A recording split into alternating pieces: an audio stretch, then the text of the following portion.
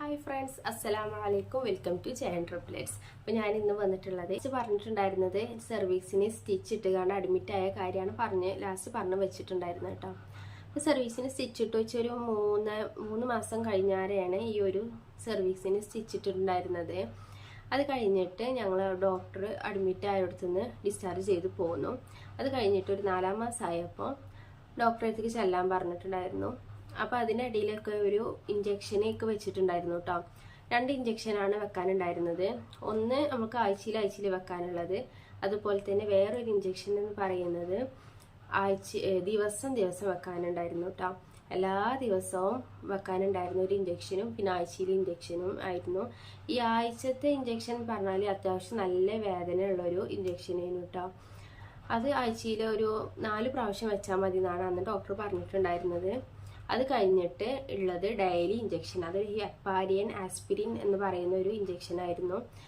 അത് ഒരു 7-ാം മാസം 6-ാം മാസം വെക്കേണ്ടി വരും എന്ന് ഡോക്ടർ അന്നേ പറഞ്ഞിട്ടുണ്ടായിരുന്നു കേട്ടോ. അത് ഈ ആസ്പിരിൻ്റെ എമൗണ്ട് എന്ന് പറഞ്ഞാൽ അത്യാവശ്യം നല്ല പൈസയാണ്. ഒരു 400 ചില്ലാനം ഉറുപ്പ്യാണ് വരിക കേട്ടോ. ഒരു മാസത്തിൽ ഒരു 20,000 ഒരു 10,000-ൻ്റെ ഉള്ളിലൊക്കെയാണ് ഈ ഒരു മെഡിസിന് വന്നിട്ടുണ്ടായിരുന്നത്, ഇഞ്ചക്ഷനും മാത്രം. പിന്നെ നമ്മൾ ഡോക്ടറെ കാണാൻ പോകുന്നതും ഫീയും കാര്യങ്ങളൊക്കെ അത് വേറെ. ഒരു ഇഞ്ചക്ഷന് മാത്രമായിട്ടുണ്ടായിരുന്നത് അത്രത്തോളം ഉണ്ടായിരുന്നു. ആ ഇഞ്ചക്ഷൻ്റെ കുറിച്ച് പറയുകയാണെന്നുണ്ടെങ്കിൽ നമുക്ക് വേദന ഒന്നും ഉണ്ടാവില്ല. നമ്മൾ ഇൻസുലിനൊക്കെ വെക്കുന്നത് പോലെ ഒരു സ്കിന്നിൻ്റെ പുറം ഭാഗത്താണ് ഇത് വെക്കാനുള്ളത് കേട്ടോ. ഒരുപാട് വേദന ഒന്നുമില്ല, നമ്മൾ തന്നെ വെച്ചാൽ മതി. ആദ്യത്തെ ഒരു മാസത്തോളം എൻ്റെ വീടിൻ്റെ അടുത്ത് തന്നെ ഉള്ളൊരു സിസ്റ്ററാണ് വെച്ച് തന്നിട്ടുണ്ടായിരുന്നത്. പിന്നെ ഞാൻ തന്നെ വെക്കാൻ തുടങ്ങി. ഒരു 6 മാസം 7 മാസത്തോളം ഞാൻ ആ ഒരു ഇഞ്ചക്ഷൻ വെച്ചിട്ടുണ്ടായിരുന്നു കേട്ടോ. ആ ഇഞ്ചക്ഷൻ വെച്ച് എൻ്റെ ഈ കാലിൻ്റെ തൊടഭാഗത്തൊക്കെ ഓരോ കറുത്ത ഡോട്ട് പോലെ ഇങ്ങനെ വന്നിട്ടുണ്ടായിരുന്നു. നമുക്ക് പെയിൻ ഉണ്ടാവുക ഒരു ചെറിയൊരു പെയിൻ ഉണ്ടാകും, പക്ഷെ ആ പെയിൻ അപ്പം തന്നെ പോകും കേട്ടോ. നമ്മൾ ശ്രദ്ധിക്കണം. അത് അടിക്കുമ്പോൾ എങ്ങനെ വെച്ചാൽ നമ്മൾ വൈകുന്നേരം 5 മണിക്കാണ് ആ ഒരു ഫസ്റ്റ് ആ മെഡിസിൻ അടിച്ചിട്ടുണ്ടെന്നുണ്ടെങ്കിൽ അടുത്ത ദിവസം ആ കറക്റ്റ് ആ ഒരു 5 മണിക്ക് തന്നെ അടിക്കണം. അങ്ങനെയാണ് അതിൻ്റെ ഒരു ഇത് പറയുന്നത് കേട്ടോ. പിന്നത്തെ ഇഞ്ചക്ഷൻ പറയുന്നത് ആഴ്ചയിലേനും അതൊരു 5 മാസമായപ്പോൾ തന്നെ അത് നിർത്തിയിട്ടുണ്ട്. ഒരു 4 വീക്കേ അടയ്ക്കാൻ പറഞ്ഞിട്ടുള്ളായിരുന്നു കേട്ടോ. ആ ഒരു മെഡിസിൻ്റെ പേരൊന്നും ഇപ്പോൾ ഓർമ്മയില്ല. കാരണം വെച്ചാൽ ഞാൻ ഇങ്ങനെ ഒരു വീഡിയോ എടുക്കും ഇതിൻ്റെ പ്രഗ്നൻസി സ്റ്റോറി പറയണമെന്ന് ഞാൻ ഇതുവരെ വിചാരിച്ചിട്ടില്ല. അന്നൊന്നും വെച്ചാൽ അങ്ങനെ യൂട്യൂബ് ചാനലൊന്നും ഞാൻ ആക്റ്റീവ് അല്ല, അന്നൊന്നും ഉണ്ടായില്ലേനു. അപ്പോൾ അല്ലാന്നുണ്ടെങ്കിലൊക്കെ അന്ന് തന്നെ നിങ്ങൾ അതൊക്കെ അറിഞ്ഞിരുന്നു കേട്ടോ. അപ്പം അന്ന് യൂട്യൂബ് ചാനലൊന്നും ഇല്ലാത്തതുകൊണ്ട് ഞാൻ ഒരു മെഡിസിൻ്റെ കാര്യങ്ങളൊന്നും കൂടുതലായിട്ട് ഡീറ്റെയിൽസ് ഒന്നും എടുത്ത് വെച്ചിട്ടില്ല. പിന്നെ സ്കാനിങ്ങിൻ്റെ റിപ്പോർട്ടും കാര്യങ്ങളൊക്കെ അതാണെങ്കിൽ എൻ്റെ വീട്ടിലാണേനും. ഞങ്ങളെ വീട്ടിലാണ്. അപ്പോൾ അതുകൊണ്ട് വെച്ചാൽ അതൊന്നും നിങ്ങൾക്ക് അങ്ങനെ ഡയറക്റ്റ് ആയി കാണിച്ചു തരാൻ കഴിയൂല കേട്ടോ. ഞാൻ എവിടെന്നെങ്കിലുമൊക്കെ തപ്പിപ്പിടിച്ച് കാണേണ്ട മെഡിസിൻ്റെ ഡീറ്റെയിൽസും കാര്യങ്ങളൊക്കെ കിട്ടുകയാണെന്നുണ്ടെങ്കിൽ ഇതിൻ്റെ സൈഡ് ഭാഗത്ത് കിട്ടുകയാണെന്നുണ്ടെങ്കിൽ കൊടുക്കാം കേട്ടോ. അങ്ങനെ ഒരു 4 മാസം ഒരു 5 മാസം 4.5 മാസത്തോളം ഈ ആഴ്ചയിലുള്ള മെഡിസിനും ഇഞ്ചക്ഷനും വെച്ചു. മറ്റേത് ഒരു 8 മാസത്തോളം വെച്ചിട്ടുണ്ടായിരുന്നു. 8 മാസമല്ല, ഒരു 6 മാസം ഒരു 6.5 മാസത്തോളം വെച്ചിട്ടുണ്ടായിരുന്നു കേട്ടോ. അത് കഴിഞ്ഞിട്ട് പിന്നെയുള്ള ഒരു കാര്യം പറയുന്നത് ഈ വഹാബ് ഡോക്ടർ ഞങ്ങളോട് പറഞ്ഞിട്ടുണ്ടായിരുന്നു, എന്തായാലും കുട്ടികൾ പ്രിമേച്ചസ് ബേബീസ് ആയിരിക്കും. അപ്പോൾ NIC മസ്റ്റായിട്ടും വേണം. അപ്പം നിങ്ങൾ ഒരു NICയിലൊരു ഹോസ്പിറ്റലിലേക്ക് പോകുന്നതായിരിക്കും ഇനി നല്ലത്. ഇപ്പോൾ നമുക്ക് എപ്പോഴാണ് എന്താണ് പറയാൻ പറ്റൂല, അതുകൊണ്ട് NIC നോക്കണം എന്ന് പറഞ്ഞു. നല്ല NIC ഫെസിലിറ്റി ഒക്കെ ഉള്ള ഒരു ഹോസ്പിറ്റലിൽ നോക്കി വെക്കണം എന്ന് പറഞ്ഞു കേട്ടോ. അപ്പോൾ ഈ പെരിന്തൽമണ്ണ RMC എന്നൊക്കെ പറയുകയാണെന്നുണ്ടെങ്കിൽ അവിടെയൊക്കെ നല്ല NIC ആണ്. കുട്ടികൾക്കൊന്നും ഒരു കുഴപ്പമുണ്ടാവില്ല, നല്ല NIC ആണ് അവിടെ. പക്ഷേങ്കിൽ അവിടെയും എല്ലായിടത്തും ഞങ്ങൾ കുറേ സെർച്ച് ചെയ്തു. എല്ലാ സെർച്ചിങ്ങിലും എമൗണ്ട് അത്യാവശ്യം നല്ലോണം വേണം കേട്ടോ. അപ്പോൾ ഒരു കുട്ടിക്ക് 1 മണിക്കൂർ കിടക്കണം എന്നുണ്ടെങ്കിൽ 50 രൂപ വെച്ചിട്ടാണ് അവർ ഈടാക്കുക. പക്ഷെ നമുക്ക് ഒരു കുട്ടിയല്ലല്ലോ, 3 കുട്ടികളല്ല. അപ്പോൾ അതുകൊണ്ട് ഒരു മാസം തികയാത്ത കുട്ടികളും കൂടി ആകുമ്പോൾ ഒരു 8-ാം മാസം പ്രസവിക്കാനായിരിക്കും ചാൻസ് കൂടുതൽ. അപ്പോൾ ഒരു 8 മാസം ആകുമ്പോൾ തന്നെ ബാക്കി 2 മാസമുണ്ട് കുട്ടികൾക്ക് അത്യാവശ്യം വെയിറ്റ് വെക്കാവുന്ന വരെയൊക്കെ അവിടെ ഒരു NICയിൽ ഇടും കേട്ടോ, കുട്ടികളെ ഇടും. അപ്പോൾ അതുകൊണ്ട് തന്നെ എമൗണ്ട് അത്യാവശ്യം ആകും. ഒരു മണിക്കൂറിനാണ് 50 രൂപ. അപ്പോൾ 2 മാസം ആകുമ്പോൾ നമുക്കൊരു 5 ലക്ഷത്തോളം റുപ്യൊക്കെ എന്തായാലും ആകും കേട്ടോ. പിന്നെ മെഡിസിനും കാര്യങ്ങളൊക്കെ അത് വേറെ. അപ്പോൾ ഒരു 5 ലക്ഷം ആകുമ്പോൾ 3 കുട്ടികൾക്കും കൂടി NICയിൽ കിടക്കണം എന്നുണ്ടെങ്കിൽ 15 ലക്ഷം റുപ്യോളം വേണ്ടി വരും. ചിലപ്പോൾ അത് നമുക്ക് അതിനേക്കാളും കൂടുതലും ആവാം കേട്ടോ. അപ്പോൾ നമുക്ക് അറിയില്ല എന്താണ് നമ്മളടുത്ത് അത്ര വലിയ പൈസ ഒന്നുമില്ല, ഞങ്ങൾ പാവപ്പെട്ട ഫാമിലിയാണ്. എൻ്റെ ഉപ്പ സെൻട്രിങ്ങാരനാണ്, എൻ്റെ ഹസ്ബൻഡ് പറഞ്ഞാൽ ഓട്ടോ ഡ്രൈവറാണ്. അപ്പോൾ അതിൻ്റെ ഉള്ളിലുള്ളൊരു പൈസക്കൊക്കെ അത്യാവശ്യം പരിമിതിയിലുള്ള കുടുംബമാണ്. അപ്പോൾ അതുകൊണ്ട് തന്നെ ഞങ്ങൾ പറഞ്ഞു നമുക്ക് വേറെ ഏതെങ്കിലും ഗവൺമെൻറ് ഹോസ്പിറ്റലിലേക്ക് ഏതെങ്കിലും പോകാമെന്ന് പറഞ്ഞു. അങ്ങനെ ഞങ്ങൾ ഡോക്ടറിനോട് പറഞ്ഞു ഞങ്ങൾ ഗവൺമെൻറ് ഹോസ്പിറ്റലിലേക്ക് നോക്കുകയാണ് ഇനി എന്ന് പറഞ്ഞപ്പോൾ ഡോക്ടർ പറഞ്ഞു നല്ല കാര്യം, കുഴപ്പമൊന്നുമില്ല. പക്ഷെ നിങ്ങൾ ഉദ്ദേശിക്കുന്ന പോലെ ബ്ലോക്ക് ഉണ്ടല്ലോ മലപ്പുറത്ത്, ഞങ്ങൾ മലപ്പുറക്കാരായതുകൊണ്ട് മലപ്പുറം ബ്ലോക്ക് താലൂക്ക് ഹോസ്പിറ്റലുണ്ട്. അങ്ങനെ ഹോസ്പിറ്റലിലൊന്നും പറ്റൂല, ഏതെങ്കിലും മെഡിക്കൽ കോളേജ് വൈസ് ഏതെങ്കിലും പറ്റുള്ളൂ എന്ന് പറഞ്ഞു. അവിടെയാണെന്നുണ്ടെങ്കിലാണ് NIC നല്ല ഫെസിലിറ്റി ഉള്ള NIC ഉണ്ടാവുള്ളൂ. ഇപ്പോൾ നിങ്ങൾക്ക് സുഖം മഞ്ചേരി NIC ആണ്, മഞ്ചേരിയിൽ അത്യാവശ്യം NIC ഒക്കെ നല്ലൊരു NIC ഒക്കെയാണ്, അപ്പോൾ അവിടേക്ക് പോയാൽ മതിയെന്ന് പറഞ്ഞു. പക്ഷെ ഞങ്ങൾക്ക് സുഖം മഞ്ചേരി തന്നെയാണ്. പക്ഷെ മഞ്ചേരിക്ക് പോകാന്ന് പറഞ്ഞാൽ അവിടെ എന്ത് സംഭവിച്ചാലും പെട്ടെന്ന് അപ്പം പിടിച്ചിട്ടാണ് ഒരു കോഴിക്കോട്ടേക്ക് പറഞ്ഞയക്കും. അപ്പം എന്നാൽ ഓൾറെഡി ആദ്യം തന്നെ നമുക്ക് കോഴിക്കോടത്തെ ഡോക്ടേഴ്സിന് പോയി കാണുന്നത്, പിന്നെ നമുക്ക് കൂടുതൽ പറയേണ്ട ആവശ്യം ഉണ്ടാവില്ലല്ലോ. ഇത് പെട്ടെന്ന് മഞ്ചേരിയിൽ നിന്ന് പിടിച്ചിക്കാണ്ട് അപ്പം തന്നെ കോഴിക്കോട്ടേക്ക് പോകണം എന്ന് പറഞ്ഞാൽ ഇതിൻ്റെ ഈ സ്റ്റിച്ചിട്ട കാര്യം എല്ലാ കാര്യങ്ങളും വെച്ച് പറയേണ്ടി വരും. അപ്പം ഞങ്ങൾ വിചാരിച്ചിരുന്ന ആദ്യം തന്നെ നമുക്ക് കോഴിക്കോട് മെഡിക്കൽ കോളേജിലേക്ക് പോകാമെന്ന് പറഞ്ഞു. അങ്ങനെ ഞങ്ങൾ അവിടെ അന്വേഷിച്ചു, ഈ വഹാബ് ഡോക്ടറിനോട് ഞങ്ങൾ കാര്യം പറഞ്ഞു. അപ്പോൾ ഡോക്ടർ പറഞ്ഞത് ഞാനൊരു സ്ലിപ്പിൽ എഴുതി തരാം, ഇങ്ങനെയാണ് കാര്യങ്ങളൊക്കെ പറഞ്ഞാൽ ഒരു സ്ലിപ്പിൽ എഴുതി തരാം, നിങ്ങൾ അവിടെ പോയി ഡോക്ടറെ കാണിച്ചാൽ മതി എന്ന് പറഞ്ഞു. അങ്ങനെ ആ ഡോക്ടർ ഞങ്ങൾക്കൊരു എഴുത്ത് തന്നിക്കാണ്ട് ഞങ്ങൾ 4-ാം മാസം പകുതി ആയപ്പോൾ തന്നെ അവിടുന്ന് പോന്നു മെഡിക്കൽ കോളേജ്, കോഴിക്കോട് മെഡിക്കൽ കോളേജിലേക്ക് പോയിട്ടാണ്. അപ്പോൾ ഈ മെഡിക്കൽ കോളേജിൽ രാവിലെ ഒരു 7 മണിയാകുമ്പോൾ തന്നെ അവിടെ ഫുള്ളും ക്യൂ വയ്ക്കണം, കണ്ടമാനം ആൾക്കാർ വരുന്ന ഒരു സ്ഥലമാണ്. അപ്പോൾ അത്യാവശ്യം നല്ല ക്യൂ ഉണ്ടാകും, ഗേറ്റിൻ്റെ വരെയൊക്കെ ക്യൂ എത്തിയിട്ടുണ്ടാവും കേട്ടോ. അപ്പോൾ ഞങ്ങൾക്ക് ഇവിടുന്ന് മലപ്പുറത്തുനിന്ന് കോഴിക്കോടേക്ക് എത്തുമ്പോൾ തന്നെ നല്ല ദൂരമുണ്ട്. അപ്പോൾ ഞങ്ങൾ രാവിലെ ഒരു 4 മണിക്ക് പെൽച്ചക്ക് 4 മണിക്കാണ് ഇവിടുന്ന് പോകാറ്. 4 മണി ആവുമ്പോൾ കാക്കുവിൻ്റെ ഓട്ടോറിക്ഷയിൽ ഞാനും ഇമ്മയും കാക്കും കൂടി പോകും. അപ്പോൾ അവിടെ ഒരു 7 മണി ഒരു 6:30 ആ ടൈമിലാണ് എത്തുന്നാലേ നമുക്ക് ക്യൂവിൽ നിന്നിക്കാണ്ട് വേണം OP ടിക്കറ്റൊക്കെ എടുക്കാൻ കേട്ടോ. അപ്പോൾ അത്രയും ദൂരം ഉണ്ടായതുകൊണ്ട് തന്നെ ഇരിക്കാനൊക്കെ ഭയങ്കര ബുദ്ധിമുട്ടൊക്കെയാണ്. പക്ഷെ വേറെ നിവർത്തിയില്ലല്ലോ നമുക്ക്. അപ്പോൾ അങ്ങനെ ഒരു റിസ്ക്കൊക്കെ എടുത്തു. പതുക്കെ പോകാനും പറ്റുള്ളൂ, ഒരുപാട് സ്പീഡും പറ്റൂല. പിന്നെ പോകുന്നത് നമ്മൾ പറയുന്നത് ഓട്ടോറിക്ഷയിലാണ് പോകുന്നതും. അപ്പോൾ ഒരു 2-2.5 മണിക്കൂറോളം ഞങ്ങൾക്ക് യാത്ര അങ്ങോട്ട് ഉണ്ടായിരുന്നു. പിന്നെ കോഴിക്കോട് മെഡിക്കൽ കോളേജ് പറഞ്ഞ് ഞാൻ പോയ അഡ്മിറ്റ് ആയ സമയത്തൊക്കെ ഒരു കത്രിക വയറ്റിൽ വെച്ച് ഒരു ഇഷ്യൂ ഉണ്ടായിരുന്നില്ലേനോ, ആ ഒരു ടൈമിലാണ് ഞാൻ അവിടെ അഡ്മിറ്റായി കിടന്നിട്ടുണ്ട് കേട്ടോ. അപ്പോൾ ആ ഒരു ഏകദേശം ആ ഒരു ടൈമൊക്കെ ആയപ്പോഴാണ് ഞങ്ങൾ ഈ ഡോക്ടറെ അടുത്തേക്ക് പോകുന്നതും. പക്ഷേ എനിക്കെന്ന് പറയുമ്പോൾ കുറേ ഞാൻ സെർച്ച് ചെയ്തപ്പോഴൊക്കെ മെഡിക്കൽ കോളേജിനെ പറ്റി കുറേ കാര്യങ്ങൾ പറഞ്ഞിട്ടുണ്ടായിരുന്നു. കുറേ ആൾക്കാർ അങ്ങനെയാണ്, ഡോക്ടേഴ്സ് നേരെ നോക്കൂലെന്ന്. പക്ഷെ എന്നെ സംബന്ധിച്ച് നോക്കുമ്പോൾ എന്നെ നോക്കിൻ്റെ ഡോക്ടർമാരൊക്കെ നല്ല ഡോക്ടർമാരായിരുന്നു കേട്ടോ. എന്നോട് നല്ല കെയറിങ്ങും കാര്യങ്ങളും ഫുള്ളും നല്ല കാര്യങ്ങളൊക്കെ തന്നെ പറഞ്ഞിട്ടുണ്ടായിരുന്നത്. അവർ എടുത്ത് ചാടിക്കാണ്ട് ഒന്നും പറഞ്ഞിട്ടൊന്നുമില്ല, നല്ല ഡോക്ടേഴ്സ് ആയിരുന്നു.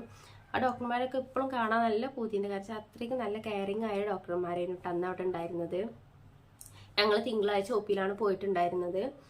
അങ്ങനെ 4.5 മാസമായപ്പോൾ അവിടെ പോയി കാര്യങ്ങളൊക്കെ പറഞ്ഞു, സ്കാനിങ്ങിൻ്റെ കാര്യങ്ങളൊക്കെ പറഞ്ഞപ്പോൾ ഡോക്ടർ പറഞ്ഞു ഒരു 5-ാം മാസത്തെ സ്കാനിങ്ങിനാണ് ഇനി വരേണ്ടതെന്ന് പറഞ്ഞു. അങ്ങനെ 5-ാം മാസത്തെ സ്കാനിങ്ങിനും പോയി. 5-ാം മാസത്തെ സ്കാനിങ് എന്ന് പറയുമ്പോൾ തന്നെ എനിക്ക് അപ്പം തന്നെ അത്യാവശ്യം നല്ല വയറുണ്ടായിരുന്നു കേട്ടോ. 5-ാം മാസം ആയപ്പോൾ തന്നെ ഒരു 7-8 മാസം ആയപ്പോൾ തന്നെ അത്രക്കും വയറുണ്ടായിരുന്നു. അപ്പോൾ അവിടെ സ്കാനിങ്ങിന് പോകുമ്പോൾ അവിടെ ഇരുത്തിലെ ആൾക്കാരൊക്കെ ചോദിക്കും എത്രാം മാസമാണെന്ന് ചോദിക്കുമ്പോൾ ഞാൻ കുറച്ച് കൂട്ടി പറയും കേട്ടോ. ഒരു 5-ാം മാസമൊക്കെ ആണെന്നുണ്ടെങ്കിൽ ഇപ്പോൾ ഒരു 7 ആയിട്ടുണ്ട് അങ്ങനെയൊക്കെ പറയും. പിന്നെ ഇപ്പോൾ ആരും അറിയണില്ലല്ലോ, നമുക്കിപ്പോൾ ട്രിപ്ലെറ്റ്സ് ആണ്, പക്ഷെ എല്ലാവരോടും അത് പറയാൻ പറ്റൂല. ഈ ട്രിപ്ലെറ്റ്സിൻ്റെ കാര്യം എൻ്റെ ഫാമിലിയിൽ എൻ്റെ ഉപ്പാക്കും ഉമ്മാക്കും എൻ്റെ ബ്രദേഴ്സിനും അറിയാമായിരുന്നു. അതുപോലെ കാക്കുവിൻ്റെ ഫാമിലിയിൽ കാക്കുവിൻ്റെ ഉപ്പാക്കും ഉമ്മാക്കും താത്താക്കും അനിയനും അവർക്കൊക്കെ അറിയാമായിരുന്നു കേട്ടോ. അങ്ങനെ ഞങ്ങൾ 5-ാം മാസത്തെ സ്കാനിങ്ങിന് പോയപ്പോൾ ഡോക്ടർ പേടിയുണ്ടായിരുന്നു കേട്ടോ. നമുക്ക് എന്തെങ്കിലും കുട്ടികൾക്ക് എന്തെങ്കിലും പ്രശ്നം ഉണ്ടെങ്കിൽ ആ സ്കാനിങ്ങിലൂടെയാണ് അറിയാം. അപ്പോൾ സ്കാനിങ് എന്ന് കേട്ടപ്പോൾ തന്നെ ഭയങ്കര പേടിയേനു. അപ്പോൾ കുഴപ്പമൊന്നുമില്ല, ഡോക്ടർ പറഞ്ഞു കുട്ടികളുടെ ഫേസൊക്കെ ക്ലിയറാണ്, ഒരു കുഴപ്പമൊന്നുമില്ല, 3 പേർക്കും ഹാർട്ട് ബീറ്റൊക്കെ അത്യാവശ്യം ഉണ്ട് എന്നൊക്കെ പറഞ്ഞു കേട്ടോ. അപ്പോൾ എങ്ങനെയാ വെച്ചാൽ 3 പേർക്ക് നമുക്ക് ഒറ്റയ്ക്ക് ചെയ്യാൻ പറ്റില്ല, 3 പേരും കിടക്കുന്ന പൊസിഷനും കാര്യങ്ങളൊക്കെ നോക്കണം. അതുപോലെ 3 സ്കാനിങ് വീതം ചെയ്യണം എനിക്ക്. അതുപോലെ ഹാർട്ട് ബീറ്റ് നോക്കണം, അത് വേറൊരു രീതിയാണ്, ഹാർട്ട് ബീറ്റ് നോക്കണം. അങ്ങനെ കുറച്ച് കാര്യങ്ങളൊക്കെ ഉണ്ടായിരുന്നു കേട്ടോ. അങ്ങനെ 5-ാം മാസം ആ ഡോക്ടറെ കാണിച്ചു. പിന്നെ പറഞ്ഞിട്ടുണ്ടായിരുന്നത് വെയിറ്റ് തീരെ കുട്ടികൾ ഉണ്ടാവില്ല, അപ്പോൾ അതുകൊണ്ട് വെയിറ്റ് കൂടാനുള്ള ഫുഡ് ഐറ്റംസ് മസ്റ്റായിട്ടും കഴിക്കണം എന്ന് പറഞ്ഞിട്ടുണ്ടായിരുന്നു. പിന്നെ അവിടുന്ന് ഞങ്ങൾ തിരിച്ചു പോന്നു. പിന്നെ ഡോക്ടർ പറഞ്ഞ പോലെ തന്നെ അത്യാവശ്യം വെയിറ്റ് കൂടാനുള്ള ഫുഡൊക്കെ കഴിക്കണം എന്ന് പറഞ്ഞിട്ടുണ്ടായിരുന്നു കേട്ടോ. അപ്പം അങ്ങനെ ഞാൻ കഴിച്ചിട്ടുണ്ടായിരുന്നത് നേന്ത്രപ്പഴം, മധുരക്കിഴങ്ങ്, ചോളം, പിന്നെ നട്ട്സ് ഐറ്റംസ്, പാല്, അങ്ങനത്തെ ഒക്കെ നല്ലോണം കഴിച്ചിട്ടുണ്ടായിരുന്നു. എന്നാലേ നമുക്ക് കുട്ടികളെ നല്ല വെയിറ്റ് ഉണ്ടാവുള്ളൂ. ചില ആൾക്കാർ പറഞ്ഞു. അപ്പോൾ ഞാൻ ഈ പാലൊക്കെ കുടിക്കുമ്പോൾ എൻ്റെ അയൽവാസികളും കുറച്ച് ആൾക്കാരൊക്കെ പറഞ്ഞിട്ടുണ്ടായിരുന്നു കുട്ടികൾക്ക് വെയിറ്റ് കൂടും ഇങ്ങനെ കഴിച്ചാൽ, പ്രസവിച്ച് പോരൂല കേട്ടോ എന്ന് പറഞ്ഞു. പക്ഷെ നമുക്ക് അറിയുള്ളൂ നമ്മളെ മനസ്സിലുള്ളത് നമുക്ക് വെയിറ്റ് ആണ് വേണ്ടത്. ഓൽക്കറിയില്ല, ഓൽക്കറിയാത്തതുകൊണ്ടാണ് നമുക്ക് നമ്മൾ നല്ലതിനാണ് പറഞ്ഞു തരുന്നത്. ഒരു കുട്ടിയുള്ള പ്രസവിച്ച് പോരണല്ലോ അത് വിചാരിച്ചു. പക്ഷെ എന്തായാലും ഓപ്പറേഷൻ ആയിരിക്കും, കുട്ടികൾക്ക് വെയിറ്റും വേണം എന്നും ഡോക്ടർ പറഞ്ഞുകൊണ്ടാണ് ഞാൻ ഈ ഫുഡ് ഐറ്റംസ് ഒക്കെ കഴിച്ചിട്ടുണ്ടായിരുന്നത് കേട്ടോ. അങ്ങനെ 5-ാം മാസം കഴിഞ്ഞ് ഒരു 6-ാം മാസം ആയപ്പോഴാണ് ആദ്യത്തെ മൂവ്മെന്റ് അറിയുന്നത്, കുട്ടികൾ ആദ്യത്തെ ഒരു ചലനം അറിയുന്നത് ഒരു 6-ാം മാസം ആയപ്പോഴാണ് കേട്ടോ. അത് എങ്ങനെ ചെറിയൊരു കോട്ടി പോലെ ഫസ്റ്റ് ഇങ്ങനെ എന്തൊക്കെ കടന്ന് വയറ്റിൻ്റെ ഉള്ളിൽ കാട്ടണ പോലെ തോന്നി. പിന്നെയാണ് ഇങ്ങനെ പെട്ടെന്ന് ഇരിക്കുമ്പോഴും പെട്ടെന്ന് എണീക്കുമ്പോഴായിരുന്നു ആ ഒരു മൂവ്മെന്റ് ഒക്കെ ഉണ്ടായിരുന്നത്. പിന്നെ ഇങ്ങനെ പുറത്തേക്കും കാണാൻ തുടങ്ങി. പുറത്തേക്കൊക്കെ ഒരു 7-ാം മാസമൊക്കെ ആയപ്പോൾ തന്നെ കാണാൻ തുടങ്ങിയിട്ടുണ്ടായിരുന്നു. 3 പേരില്ലേ. അപ്പോൾ ചെറിയൊരു കോട്ടിൻ്റെ പോലെ ഓരോ കൈയിൻ്റെ മുട്ട്, അതുപോലെ കൈയിൻ്റെ വിരല്, അങ്ങനെയൊക്കെ ഇങ്ങനെ ചെറുതായിട്ട് കാണാൻ തുടങ്ങിട്ടോ. അങ്ങനെ ഒരു 7-ാം മാസം വരെ മെഡിക്കൽ കോളേജിലേക്ക് മാസം പോകാൻ തുടങ്ങി. 7-ാം മാസം കഴിഞ്ഞതിന് ശേഷം ഡോക്ടർ പറഞ്ഞു ഇനി നിങ്ങൾ ആഴ്ചയിൽ വരേണ്ടി വരും എന്ന് പറഞ്ഞു. അല്ലെങ്കിൽ 2 ആഴ്ച കൂടുമ്പോഴെങ്കിലും വരണം, എന്നിട്ട് സ്കാനിങ് നടത്തണം, കുട്ടികളെ ഹാർട്ട് ബീറ്റ് നോക്കണം, എന്തെങ്കിലും പ്രശ്നം ഉണ്ടെന്നുണ്ടെങ്കിൽ ഇവിടെ അപ്പം അഡ്മിറ്റ് ആക്കണം. കോഴിക്കോട് നിന്ന് മലപ്പുറത്ത് നമുക്ക് കോഴിക്കോട് പോകണ്ടേ, പെട്ടെന്ന് നമുക്ക് എന്തായാലും എത്താൻ കഴിയൂല, അപ്പോൾ എന്തായാലും അഡ്മിറ്റ് ആക്കേണ്ടി വരും എന്ന് ഡോക്ടർ പറഞ്ഞു കേട്ടോ. അപ്പോൾ തന്നെ അത്യാവശ്യം വെയിറ്റ് ഉണ്ടായിരുന്നു. പിന്നെ ഈ ഓട്ടോറിക്ഷയിൽ പോകുമ്പോൾ ഇങ്ങനെ ഇരുന്ന് പോവണ്ടേ, ഭയങ്കര ക്ഷീണവും കാര്യങ്ങളൊക്കെ ഉണ്ടായിരുന്നു കേട്ടോ. അങ്ങനെ ഒരു 7-ാം മാസം ഒക്കെ ആയപ്പോഴാണ് പെട്ടെന്ന് കാക്കുവിൻ്റെ ഇപ്പാക്ക് വയ്യാതായത്. പെട്ടെന്ന് വയ്യാതായിക്കേനു. പെട്ടെന്ന് തന്നെ കൊഞ്ഞു വീണുക്കാണ്ട് ബ്ലോക്കിക്ക് ഹോസ്പിറ്റലിലേക്ക് പോയി. അപ്പോൾ അവിടുന്ന് പറഞ്ഞു മഞ്ചേരിക്ക് പോയിക്കോളി പറഞ്ഞു. മഞ്ചേരിക്ക് പോയി. അത് കഴിഞ്ഞിട്ട് മെഡിക്കൽ കോളേജ്, കോഴിക്കോട് മെഡിക്കൽ കോളേജിലേക്ക് പോകാൻ പറഞ്ഞു കേട്ടോ. അങ്ങനെ കാക്കുവിനെയാണ് അതിനൊക്കെ പോയിട്ടുണ്ട്. അപ്പോൾ കാക്കു മെഡിക്കൽ കോളേജിലേക്കും അങ്ങനെ പോയി. ആ ഒരു ടൈമിൽ അറിയുമ്പോൾ കാക്കുവിന് എൻ്റെ അടുത്ത് നിൽക്കണം, അതുപോലെ ഇപ്പാൻ്റെ അടുത്ത് നിൽക്കണം. ഇപ്പാൻ്റെ അടുത്ത് നിൽക്കാനും വേറെ ആളില്ല, എൻ്റെ കാര്യത്തിനും വണ്ടി പോയാനും വേറെ ആളില്ലേനും. ഇപ്പം ഇതൊക്കെ അറിയുന്ന ആൾക്കാരൊക്കെ വേണ്ടേ, പിന്നെ ഹസ്ബൻഡ് തന്നെ വേണം, എല്ലാ കാര്യങ്ങളും ഡീറ്റെയിൽസ് ആയി പറയാനും കാര്യങ്ങളൊക്കെ ഹസ്ബൻഡ് തന്നെ വേണം കേട്ടോ. അപ്പം അങ്ങനെ ആയതുകൊണ്ട് തന്നെ ഭയങ്കര ബുദ്ധിമുട്ടേനും, കാക്കു നല്ലോണം ബുദ്ധിമുട്ടിയിരുന്നു ആ ഒരു ടൈമിൽ. അങ്ങനെ ഇപ്പാനെ അവിടെ കോഴിക്കോട് മെഡിക്കൽ കോളേജിൽ അഡ്മിറ്റഡ് ആയി. ആ സമയത്ത് ഞാൻ ആഴ്ചയിൽ അവിടെ പോകുന്നുണ്ട്. വേറെ ഹോസ്പിറ്റലാണ് കേട്ടോ, രണ്ടിനും വെവ്വേറെ ഹോസ്പിറ്റലാണ്. മെഡിക്കൽ കോളേജ് കോഴിക്കോട് മെഡിക്കൽ കോളേജിൽ തന്നെ ഒരു പ്രഗ്നൻസിൻ്റെയും ഈ ഒരു ഗൈനക്കോളജിസ്റ്റ് ഭാഗം വേറെയും, അതുപോലെ തന്നെ ഈ ഒരു ഹോസ്പിറ്റലും വേറെയും, അങ്ങനെ ആയിരുന്നു കേട്ടോ. അപ്പം അതുകൊണ്ട് ആഴ്ചയിൽ പോകുമ്പോൾ കാക്കു അങ്ങോട്ട് വരും. എന്നിട്ട് ഞങ്ങൾ ഇവിടുന്ന് വേറെ വണ്ടി വിളിച്ചു കണ്ട് പോകും. പിന്നെ സ്കാനിങ് എടുക്കുന്ന സമയത്ത് കാക്കു അവിടെ വന്നിക്കാണ്ട് നിൽക്കും. അങ്ങനെയൊക്കെയാണ് ചെയ്തിട്ടുണ്ടായിരുന്നത്. ഭയങ്കര ബുദ്ധിമുട്ടായിരുന്നു കേട്ടോ ആ ഒരു ടൈമിൽ. രണ്ടിടത്തും കാക്കുവിനെ നല്ല ബുദ്ധിമുട്ടായിരുന്നു നിൽക്കാനുണ്ടായിരുന്നത്. പിന്നെ അത് കഴിഞ്ഞതിൻ്റെ ശേഷം ഇന്നെ അവിടെ 8-ാം മാസം അഡ്മിറ്റഡ് ആക്കി. 8-ാം മാസം ഡോക്ടർ പറഞ്ഞു പെട്ടെന്ന് ഇപ്പം തന്നെ അഡ്മിറ്റ് ആവണമെന്ന് പറഞ്ഞിക്കാണ്ട്. 8-ാം മാസം സ്റ്റാർട്ട് ചെയ്തിട്ടില്ല, ഒരു 7-മുക്കാൽ മാസം എന്നൊക്കെ പറയാം. ഒരു 30 ആഴ്ച ആയപ്പോൾ ഡോക്ടർ പറഞ്ഞു ഇപ്പം അഡ്മിറ്റ് ആകണമെന്ന് പറഞ്ഞു. അപ്പോൾ എന്തോ സ്കാനിങ്ങിൽ ഏതൊരു കുട്ടിക്ക് ചെറിയൊരു പ്രശ്നം ഉണ്ടെന്ന് പറഞ്ഞു. അപ്പോൾ തന്നെ സ്കാനിങ് ചെയ്തപ്പോൾ പറഞ്ഞു ഹാർട്ട് ബീറ്റ് കുറഞ്ഞ് വരുന്നുണ്ട്, അപ്പോൾ അഡ്മിറ്റ് ചെയ്യണമെന്ന് പറഞ്ഞു. അപ്പോൾ കുറിച്ച് ഞങ്ങൾ സാധനങ്ങളൊക്കെ വാങ്ങി അഡ്മിറ്റഡ് ആയി. അഡ്മിറ്റ് ആയപ്പോൾ പിന്നെ ഒരു 2 ആഴ്ചത്തോളം ഫുള്ളും ആ കുട്ടീൻ്റെയും എല്ലാ കുട്ടികളുടെ ഹാർട്ട് ബീറ്റും കാര്യങ്ങളൊക്കെ നോക്കിയിട്ടാണ്. അപ്പോൾ ഇന്നെ അഡ്മിറ്റ് ആക്കിയ സമയത്ത് തന്നെ ഇപ്പാനെ അവിടുന്ന് ഡിസ്ചാർജ് ആക്കി. ഇനി പോയിക്കോളി എന്ന് പറഞ്ഞിക്കാണ്ട് ഇപ്പാനെ അവിടുന്ന് ഡിസ്ചാർജ് ആക്കി വിട്ടു കേട്ടോ. അപ്പോൾ കാക്കുവിന് അങ്ങോട്ടും പോകണം, ഇവിടെ നിൽക്കണം, ആ ഒരു സിറ്റുവേഷനേനു. പിന്നെ ഇതേപോലെ തന്നെ വേറെ നിൽക്കാനൊന്നും ആൾക്കാരില്ലാത്തതുകൊണ്ട് ഇപ്പാനെ നോക്കാൻ ആളെ വേണം, എൻ്റെ അടുത്തും ആൾ വേണമല്ലോ. ഇച്ചു പിന്നെ ഏട്ടത്തി ആൾ അങ്ങനൊന്നും ഇല്ല. പിന്നെ ഇത് 2 പ്രദേശമാണ് നമ്മൾ കോഴിക്കോട് മെഡിക്കൽ കോളേജിൽ അറിയാലോ. അങ്ങനെയൊന്നും ആണുങ്ങളെ നിർത്തൂല, ഫുള്ളും പെണ്ണുങ്ങളെ തന്നെ ആവശ്യം വരും കേട്ടോ.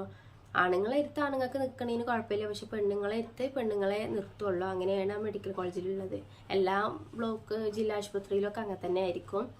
അങ്ങനെ ആയിരുന്നു. ഒരുപാട് വീഡിയോ ക്ലിയർ ആവുന്നുണ്ടോ എന്ന് എനിക്കറിയില്ല കേട്ടോ. ഞാൻ പെട്ടെന്ന് പറഞ്ഞു പോവുകയാണ്. ഭയങ്കര ഇമ്പോർട്ടൻ്റ് ആയ ഭാഗങ്ങൾ മാത്രമേ ഞാൻ പറയുന്നുള്ളൂ കേട്ടോ. കുട്ടികൾ എപ്പോഴാണ് എണീക്കത് പറയാൻ പറ്റില്ല, പിന്നെ ഈ വീഡിയോ അപ്ലോഡ് ചെയ്യാനേ കഴിയില്ല. അതുകൊണ്ട് ഞാൻ പെട്ടെന്ന് പറഞ്ഞു പോവാണ് കേട്ടോ. ഇനി നിങ്ങൾക്ക് എന്തെങ്കിലും സംശയം ഉണ്ടെന്നുണ്ടെങ്കിൽ താഴെ കമൻറ്റ് ബോക്സിൽ ചോദിച്ചാൽ മതി. അപ്പോൾ 8ാം മാസം ഞാൻ അഡ്മിറ്റ് ആക്കിയതിന് ശേഷം ഡോക്ടർമാർ ഇതേപോലെ ദിവസം വരും വന്നിക്കാണ്ട്, അവിടെ അഡ്മിറ്റ് ആയ സമയത്ത് ദിവസം വരും കേട്ടോ. ദിവസം വന്നിക്കാണ്ട് കുട്ടികളെ ഹാർട്ട് ബീറ്റും കാര്യങ്ങളൊക്കെ നോക്കും. കുഴപ്പമൊന്നുമില്ലെന്ന് കണ്ടപ്പോൾ ഡോക്ടർ പറഞ്ഞു 2 ആഴ്ച അങ്ങനെ ഡോക്ടർമാർ നോക്കി കുഴപ്പമൊന്നുമില്ല എന്ന് പറഞ്ഞു. ഇനി ഡിസ്ചാർജ് ആക്കാം. എന്നിട്ട് നിങ്ങൾക്ക് പെട്ടെന്ന് എന്തെങ്കിലും വയ്യായിക തോന്നുകയാണെന്നുണ്ടെങ്കിൽ മഞ്ചേരി മെഡിക്കൽ കോളേജിലേക്ക് പോയിക്കോളൂണ്ടോ എന്ന് പറഞ്ഞു. അപ്പോൾ ഞങ്ങൾ പറഞ്ഞു വേണ്ട, ഞങ്ങൾക്ക് മെഡിക്കൽ കോളേജിലേക്ക് അവിടെ മഞ്ചേരിനേക്കാളും സേഫ്റ്റി ഇവിടെയാണ്, ഇവിടെ അഡ്മിറ്റ് ആക്കിയാൽ മതി എന്ന് പറഞ്ഞു. അങ്ങനെ പിന്നെ ഒരു 2 ആഴ്ച കഴിഞ്ഞിട്ട് വന്ന് കാരണം അഡ്മിറ്റ് ആയാൽ മതി എന്ന് പറഞ്ഞു. അങ്ങനെ ഞങ്ങളൊരു ഫെബ്രുവരി 9 ഒക്കെ ആയപ്പോൾ ഞാൻ അവിടെ അഡ്മിറ്റഡ് ആയി. പിന്നെ അഡ്മിറ്റ് ആയപ്പോൾ നമുക്കിത് അപ്പോൾ നമുക്ക് മാക്സിമം എത്ര ആഴ്ച പോകാൻ കഴിയുമോ അത്ര ആഴ്ച പോകണം, എന്നാലാണ് 1 മാസം തികഞ്ഞ് പ്രസവിക്കുകയാണെങ്കിൽ അത്രക്കും നല്ലത് എന്നാണ് അന്ന് ഡോക്ടർ പറഞ്ഞിട്ടുണ്ടായിരുന്നത് കേട്ടോ. അപ്പോൾ അന്നൊക്കെ പറയുമ്പോൾ നല്ലോണം വയറുണ്ടായിരുന്നു. ഒന്ന് പെട്ടെന്ന് നടക്കാനോ ഒന്നിനും കഴിയൂലേനു, പെട്ടെന്ന് ഇരിക്കാൻ, അതുപോലെ തന്നെ കുറേ നേരമൊന്നും ഇരിക്കാൻ അതുപോലെ കിടക്കാനൊന്നും കഴിയൂലേനു, ഭയങ്കര വയറേനു. അതുപോലെ തന്നെ ഫുഡ് ഐറ്റംസ് വേറെ ഇതിലും നമ്മൾ നോക്കണം. കുട്ടികൾക്ക് വെയിറ്റ് കൂടാനുള്ള എല്ലാ ഫുഡും കാര്യങ്ങളൊക്കെ നോക്കണം. അപ്പോൾ നമ്മൾ ഹോസ്പിറ്റലിൽ അഡ്മിറ്റ് ആകുമ്പോൾ നമുക്ക് അതൊന്നും നന്നായിട്ട് കഴിയൂലല്ലോ. അപ്പോൾ ഡോക്ടർ പറഞ്ഞു നിങ്ങൾ ഇനി വീട്ടിലേക്ക് പോയിക്കോളൂ, 2 ആഴ്ച കഴിഞ്ഞിട്ട് വന്ന് അഡ്മിറ്റ് ആയാൽ മതി. അപ്പോൾ അതിൻ്റെ ഉള്ളിൽ നല്ല ഫുഡും കാര്യങ്ങളൊക്കെ കഴിച്ചുകൊണ്ട് കിട്ടുമോ എന്ന് പറഞ്ഞു. അങ്ങനെ പിന്നെ ഡിസ്ചാർജ് ആയതിന് ശേഷം പിന്നെ ഒരു 9-ാം തീയതി ഫെബ്രുവരി 9 ആയപ്പോൾ ഞങ്ങളവിടെ അഡ്മിറ്റഡ് ആയി. അപ്പോൾ തന്നെ ഒരു 30 ആഴ്ച ആയിട്ടുണ്ടായിരുന്നു. ആ 30 ആഴ്ച ആയപ്പോൾ തന്നെ ഒരു 31 ആഴ്ചയിലാണ് കേട്ടോ. ഞാൻ പറഞ്ഞാൽ കറക്റ്റ് അതിൻ്റെ ആഴ്ചൻ്റെ കണക്കൊന്നും അറിയില്ല. നമ്മൾ മാസം വെച്ചിട്ടാണെങ്കിൽ പറയാം, പക്ഷെ ആഴ്ചയിൽ കണക്ക് അറിയില്ല. അതൊക്കെ സ്കാനിങ് റിപ്പോർട്ടിലൊക്കെ നോക്കി അറിയുള്ളൂ. അതിപ്പോൾ അവിടെ ആയതുകൊണ്ട് തന്നെ കിട്ടാൻ വേറെ ഒരു വഴിയും ഇല്ല. അതുകൊണ്ടാണ് ഞാൻ ഇപ്പം ഇങ്ങനെ പറയുന്നത് കേട്ടോ. അപ്പം അങ്ങനെ 31-ാമത്തെ ആഴ്ച ഒക്കെ ആയപ്പോൾ അവിടെ അഡ്മിറ്റഡ് ആയ ഉടനെ എല്ലാ ദിവസവും ഡോക്ടേഴ്സ് വരാൻ തുടങ്ങി. ഡോക്ടർ വന്ന് കുട്ടികളെ ഹാർട്ട് ബീറ്റും കാര്യങ്ങളൊക്കെ നോക്കും. അതിന് ശേഷം അവിടുത്തെ ഒരു മെഡിക്കൽ കോളേജിൽ പറഞ്ഞാൽ വെള്ള ഡ്രസ്സ് ഇട്ടുകാണ്ട് നിൽക്കണം എന്നാണ്. അവിടെ പേഷ്യൻ്റ് ആണെങ്കിലും അല്ലാന്നുണ്ടെങ്കിലൊക്കെ വെള്ള ഡ്രസ്സ് ഇട്ട് നിൽക്കണം അവിടെ. പിന്നെ ഹോസ്പിറ്റലിലത്തെ കാര്യം എന്ന് പറയാൻ ഞാൻ നേരത്തെ പറയുമ്പോൾ തന്നെ ഡോക്ടേഴ്സ് പക്ക നല്ല ഡോക്ടർമാരാട്ടോ. വെച്ച് നല്ല ഇഷ്ടപ്പെട്ടിട്ടുണ്ടായിരുന്നു അവിടെ ഓരോ ഡോക്ടർമാരും. ഇന്ന് അത്രമാത്രം നല്ല കെയർ ചെയ്തിട്ടുണ്ട് എല്ലാ കാര്യത്തിനും. സ്കാനിങ് സെൻറ്ററിൽ പോയി കണ്ടാണെങ്കിലും ഇങ്ങനെ ട്രിപ്ലെറ്റ്സ് ആണെന്ന് പറഞ്ഞതുകൊണ്ട് ഒലിച്ച് ബെഡ് തന്നിട്ടുണ്ട്. അവിടെ ബെഡൊന്നും അങ്ങനെ ഉണ്ടാവില്ലല്ലോ, നമുക്ക് സ്കാനിങ് വാർഡിലാണ് കിടക്കുക. അപ്പോൾ വാർഡിലാവുമ്പോൾ ബെഡ് ഉണ്ടാവില്ല. ചിലവർ അടിയിൽ കിടക്കും, വരാതിൽ കിടക്കുന്നവരുണ്ടാകും. പക്ഷെ ഇങ്ങനെ ട്രിപ്ലെറ്റ്സ് ആയതുകൊണ്ട് ബെഡിൽ നിന്ന് എണീക്കാനൊക്കെ കഴിയുള്ളൂ, താഴെ നിന്ന് എണീക്കാൻ കഴിയില്ല. പിന്നെ സെർവിക്സിന് സ്റ്റിച്ച് ഇട്ടതുമല്ലേ. അപ്പോൾ ഡോക്ടർമാരൊക്കെ പറഞ്ഞു ബെഡ് വേണമെന്ന് പറഞ്ഞിട്ട് ബെഡിലാണ് ഇന്നെ കിടത്തിയിട്ടുണ്ടായിരുന്നത്. അപ്പോൾ എൻ്റെ അടുത്ത് കുറേ ടിൻസും കാര്യങ്ങളൊക്കെ വേറെ ആൾക്കാരൊക്കെ ഉണ്ടായിരുന്നു കേട്ടോ. ഓലൊക്കെ ഇതേപോലെ ബെഡിലാണ് കിടന്നിട്ടുണ്ടായിരുന്നത്. അങ്ങനെ അവിടുത്തെ ഒരു ഹോസ്പിറ്റലത്തെ ജേണി എന്ന് പറയുമ്പോൾ ഇതൊക്കെ തന്നെയാണ്, വലിയ ഇതൊന്നുമില്ല. ഡോക്ടർമാർ വരും വന്നിക്കാണ്ട് എല്ലാ ദിവസവും വരും വന്നിക്കാണ്ട് 2 നേരം വരും കേട്ടോ. രാവിലെ വരും വൈകുന്നേരം വരും. ഈ 2 നേരത്തും ഹാർട്ട് ബീറ്റ്, കുട്ടികളെ ഹാർട്ട് ബീറ്റ് മസ്റ്റായിട്ട് നോക്കിയിട്ടുണ്ടായിരുന്നു. അതുപോലെ ചെക്ക് ചെയ്യും, പ്രഷറും ഷുഗറും അങ്ങനത്തെ കാര്യങ്ങളൊക്കെ നോക്കും. പിന്നെ ബ്ലഡ് ഇടയ്ക്കിടയ്ക്ക് ചെക്ക് ചെയ്യാൻ കൊടുക്കണം, അങ്ങനെയൊക്കെയാണ് കേട്ടോ. ആ ഒരു ടൈമിലൊക്കെ ഇപ്പാക്ക് ഇവിടെ സിറ്റുവേഷൻ ഭയങ്കര മോശമായിക്കൊണ്ടിരിക്കേനു.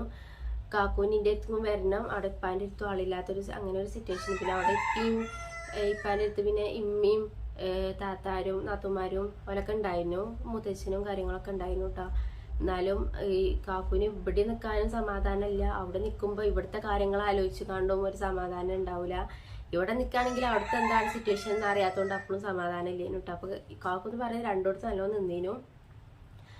അപ്പോൾ അത് കഴിഞ്ഞതിന് ശേഷം വൈകുന്നേരമൊക്കെ ഡോക്ടർമാരൊക്കെ പോയതിന് ശേഷം എനിക്കുണ്ടായിരുന്ന പണി വെച്ച് കൂടുതൽ നടക്കാൻ പറ്റൂല, എന്നാൽ വെല്ലം നടന്ന് നോക്കാനും പറഞ്ഞിട്ടുണ്ടായിരുന്നു കേട്ടോ. സ്റ്റിച്ച് ഇട്ടതുകൊണ്ട് കൂടുതൽ നടക്കാൻ പറ്റൂല, പിന്നെ വാട്ടർ പോവാനൊക്കെ സാധ്യത ഉണ്ട്. അപ്പം അതുകൊണ്ട് വല്ലാതെ നടക്കണ്ട എന്നാണ് പറഞ്ഞിട്ടുണ്ടായിരുന്നത്. നടക്ക് ഒരുപാട് നടന്നാൽ കാലുമ്പോൾ നല്ല നീര് വന്നിട്ടുണ്ടായിരുന്നു കേട്ടോ. അപ്പോൾ വെല്ലെ നമ്മളെ കൊണ്ട് കഴിയുന്ന ഒരു രീതിയിൽ നടക്കാൻ പറഞ്ഞിട്ടുണ്ടായിരുന്നു. അപ്പോൾ ഈ നടക്കുന്ന സമയത്തൊക്കെ ഞാൻ നോക്കിയിട്ടുണ്ടായിരുന്നത് അവിടെ ഓപ്പറേഷൻ കഴിഞ്ഞവർ അതുപോലെ പ്രസവിച്ച് കിടക്കുന്നവരൊക്കെ ഉണ്ട് കേട്ടോ. അവിടേക്ക് 7ാം മാസത്തിൽ പ്രസവിച്ച കുട്ടികൾ, അതുപോലെ ഇതുപോലെ ട്വിൻസി ട്രിപ്ലെറ്റ്സിലൊരൊക്കെ ഉണ്ടായിരുന്നു കേട്ടോ അവിടെ. ഞാൻ അവിടെയൊക്കെ പോയിക്കാണ്ട് എല്ലാവരും കുട്ടികളൊക്കെ ഒന്ന് കാണും. കണ്ട് ഞാൻ പറയുമല്ലോട് ഇങ്ങനെ ട്രിപ്ലെറ്റ്സ് ആണ്, അപ്പോൾ കുട്ടീനെ ഒന്ന് കാണിച്ചു തരും, എങ്ങനെയാണ് ഈ ഒരു 7ാം മാസത്തിലെ കുട്ടി എങ്ങനെയൊക്കെയെന്നൊക്കെ ഒന്ന് അറിയാനാണ്. നമുക്ക് നമ്മളെ മൈൻഡ് സെറ്റ് ആവണം. പെട്ടെന്ന് നമ്മളെ കുട്ടികളെ കാണുമ്പോൾ നമുക്ക് അന്തം വിടും. കാരണം വെച്ചാൽ അത്രയ്ക്ക് ഇക്കരം അവരുടെ ഒരു സ്കിന്നെന്ന് പറയുന്നത്, മാസം നേരത്തെ കുട്ടികൾക്ക് സ്കിന്നുണ്ടാവും, പക്ഷെ നല്ല തടിയിലെ കുട്ടികളൊന്നും ആവില്ല, തീരെ തടിയില്ലാത്ത കുട്ടികളേക്കരം, അതുപോലത്തെ ഭയങ്കര കുഞ്ഞു മക്കളേക്കരം കേട്ടോ. അപ്പോൾ അതൊക്കെ നമ്മളെ മൈൻഡിൽ പെട്ടെന്ന് നമുക്ക് കാണുമ്പോൾ ഭയങ്കര ഒരു സങ്കടമുള്ള കാര്യമല്ലേ. അപ്പോൾ അതുകൊണ്ട് ഞാൻ എൻ്റെ മൈൻഡ് സെറ്റാക്കാൻ ഇതേപോലെ എല്ലാ ദിവസവും വൈകുന്നേരം ഓരോ കുട്ടികൾ പുതിയതായി ഉണ്ടാകുമ്പോൾ ആ കുട്ടികൾക്കൊക്കെ പോയി നോക്കൂട്ടോ, എങ്ങനെയാണ് 7ാം മാസത്തിൽ ജനിക്കുന്ന കുട്ടികൾക്ക് എങ്ങനെയൊക്കെയാം, ഇനി ട്രിപ്ലെറ്റ്സ് ആണെങ്കിൽ അത് എങ്ങനെയൊക്കെയാം എന്നൊക്കെ നോക്കിയിട്ടുണ്ടായിരുന്നു. അവിടുത്തെ കുട്ടികളൊക്കെ കാര്യം നോക്കുകയാണെന്നുണ്ടെങ്കിൽ 6ാം മാസത്തിൽ ജനിച്ച കുട്ടികൾ വരെ അവിടെ ഉണ്ടായിരുന്നു കേട്ടോ. പിന്നെ NICയിലും അതേപോലെ അത്യാവശ്യം നല്ല ഫെസിലിറ്റിയുള്ള NIC ആണ്. അതുപോലെ കുട്ടികളും ഇതേപോലെ ട്രിപ്ലെറ്റ്സ് ഉണ്ട്, ട്വിൻസ് ഉണ്ട്. എൻ്റെ ഒപ്പം തന്നെ കുറേ ട്രിപ്ലെറ്റ്സും ട്വിൻസും ഒക്കെ ഉണ്ടായിരുന്നു കേട്ടോ അന്ന് അവിടെ അഡ്മിറ്റ് ആയത്.